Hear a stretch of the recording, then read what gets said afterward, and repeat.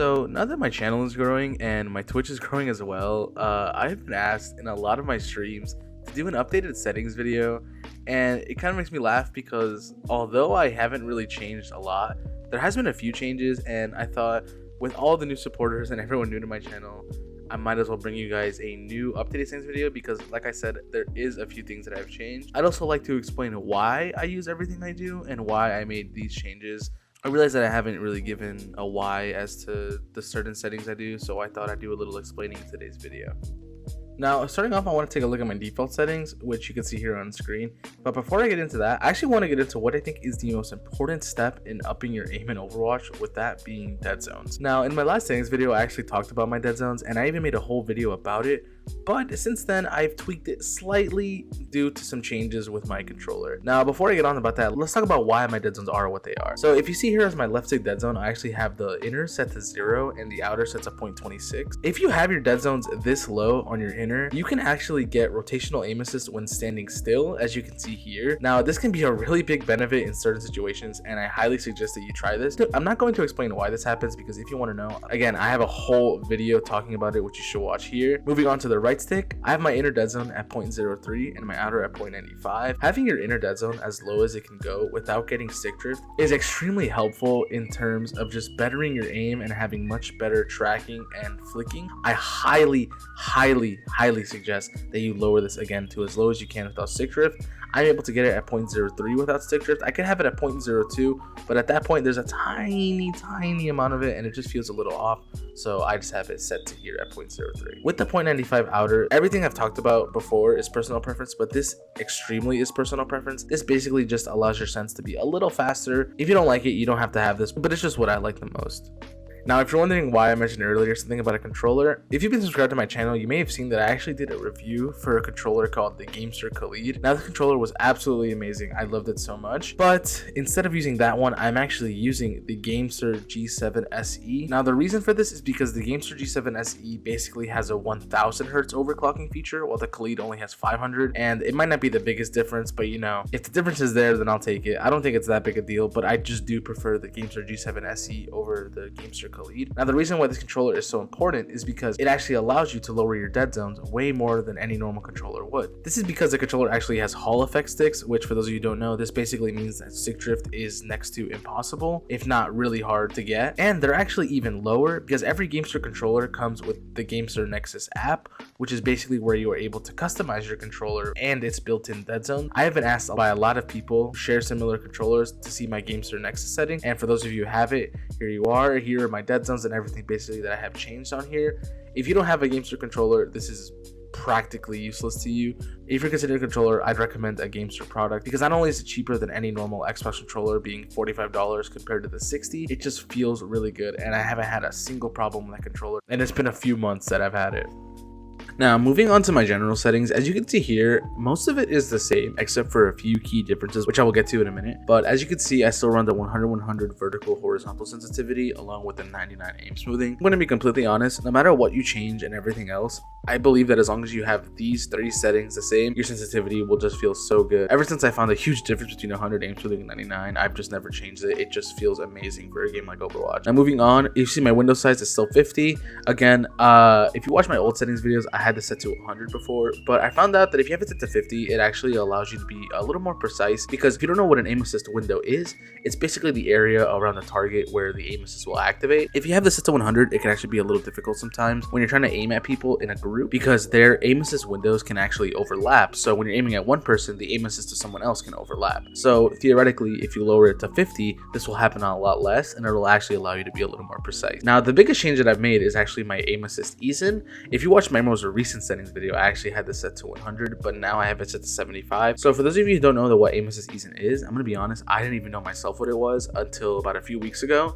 and that's when I decided to mess with it a little. So in order to explain what aim assist ease in is, I'm actually going to be setting it to the highest and lowest value possible. Aim assist ease in ties in with the window size that I just talked about. So when your crosshair enters somebody's window size, the aim assist will obviously proc, but what aim assist ease in does is that if you have it set to 0, aim assist will be at its strongest at every point in the window. So basically what this means is that if you're at the very edge of the aim assist window, your aim assist will be just as strong as if you were aiming right on the enemy. Now, this isn't necessarily the best because theoretically, if you think about it, like, yeah, having the most aim assist, having the strongest aim assist can be really good, but it actually makes it really difficult at times to track. So I really don't recommend you have it set to 0 because you don't want that really strong pull all the time. Now, if you have it set to 100, what this does is that when you're aiming right at the edge of the aim assist window, it will be at its weakest, and the aim assist will only be at its strongest when you're dead center on the target. Now, this is what I used to use, and this is what I got really accustomed to, but once I found out that it did this, I did kind of want to mess with it because this is probably the one setting that I have changed the least in my years of playing Overwatch. So now what I have it set to is 75. Now, the reason I chose 75 is because I messed with 50, and 50 felt a little too weird, and I didn't really like the feel of it that much,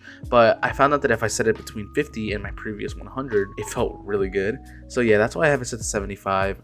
Try it yourself. Again, if you don't like it, you don't have to switch it. You could have it set to 100 or 50, whichever you have. So just give it a try and let me know what you think. Now, moving on to my hero specific settings, we're going to start with the tanks, and the first one would be Roadhog. For Roadhog, I have my aim smoothing set to 70 instead of 99. This is just what I do on the hero. It's always felt really good, and if you want to try hogging my sense, I definitely recommend you try the 70 aim smoothing. For the next tank, I have Winston, and instead of 99 aim smoothing, I use 0. Winston doesn't necessarily require too much aim unless you're using the alternate fire, but even with the 0 aim smoothing, the alternate fire can still be aimed really easily. So if you're feeling like playing Winston on my sense, I definitely recommend you change it to 0. Moving on to DPS, we're going to start with the first one being Ashe. Now for Ashe, I get asked a lot, what do you use for your scope sense? Now the answer to that would actually be 74. I believe I've had it set to 74 for a while. I'm not sure if I had it in my last settings video, but I think I did. 74 just feels really good on Ashe. It might not be exactly a 1-to-1 scale with the default sense, but it definitely does feel really good. If you're going to use my sense on Ashe, I highly recommend you try this. And another thing on Ashe that I actually do that's really important that you don't see really talked about too much is having my recoil recovery aim compensation set to off. This actually feels really, really good on Ashe because it allows you to have a little more control in that animation between shots. If you haven't tried it before, I definitely recommend you try it. It can feel a little different at first, but for the most part, it's definitely a relative upgrade. So yeah, if you're going to use my sense, I highly recommend that you do this as well. For my next hero, Echo, this can be a little awkward for those who don't have paddles. I myself have paddles, but I've still kept these settings, even though I probably shouldn't. I should use my paddles, but I don't play a lot of Echo anyway. But for those of you who play Echo and you don't have paddles, I highly recommend that you set your jump to left trigger and you change your melee button from right stick to A. Basically what this does is it allows you to have a lot more control of your sticky bombs when you're jumping with left trigger. Now since you changed your jump from A to left trigger, obviously you need a new button for your sticky bombs, so this is the best if you want to have full control of them while you're using them. I used to have this button set to A instead, and I used to keep my melee the same, but after a lot of testing, I do realize that I like this most. So yeah, give it a try if you're just wondering what settings to use, and I hope it works well for you. Now for my next hero tracer, I do have a few settings that I really think help me a lot with the hero, with the first one being setting my ultimate from Y to left trigger. Now for those of you who don't know why I might do this, this is actually a very important thing for a console specifically. On a default controller, if you have your button set to Y, or I believe it is triangle on a PlayStation controller, you do have to remove your thumb off of your right stick to press that button. Now if you play claw, this doesn't apply to you, but for a lot of people who play default, this does happen. On tracer, this can be really awkward because you try to have to aim your pulse bomb while also pressing the button, so you have to move your thumb really fast, and sometimes that could just lead to a lot of whiffs on your pulse bombs. But if you set your pulse bomb to left trigger instead, this allows you to aim your pulse bomb completely while also being able to press it at the same time. Now if you blink with left trigger, you could obviously set this to left bumper, but I blink with my left bumper, so I have it set to my left trigger. Definitely give this a try. It feels so good. You'll be hitting a lot more pulse bombs, I promise. Now moving on to the next hero, I get asked a lot of questions about Widowmaker. I do have my relative aim sensitivity while zoomed set to 55. I believe this is the same as my last settings video. It just feels really good. I've been upping it a little over the years, but for the past year, I think I've had it set to this 55 sensitivity. It just feels so good. Again, it might not be an exact 1-to-1 replica of like the default sense, but it does feel really good. So give it a try if you're using my sense. Now moving on to supports, we're going to start with Ana. Changing your friendly aim assist strength on Ana can be a little tricky, so for that I do recommend having it set to anything below 50%. If you remember how I talked about my Deadzones earlier and how aim assist will be active even when you're standing still, this also does apply to your teammates. So on Ana, it can be a little tricky with your teammates on your screen. One way to fix this is that you could just change your Deadzones on Ana specifically for movement so that this doesn't happen, but you know, I don't really mind it. My relative aim sensitivity is 54 on it. It's not 55. I don't know. For me, just having it one lower did just feel better, and yeah, it's just personal preference. And again, regarding recoil recovery aim competition, I do have it set to off on this hero. Now, onto the next support, Baptiste. The sensitivity is the same, but again, I do have the recoil recovery aim competition off for this hero. I think it actually makes the biggest difference on Baptiste. You have so much more control over your recoil when you're doing the 3-round burst. If you play Baptiste and you don't have this off, I beg you to try it and turn it off. It just feels super good. Now, onto the newest support, Juno.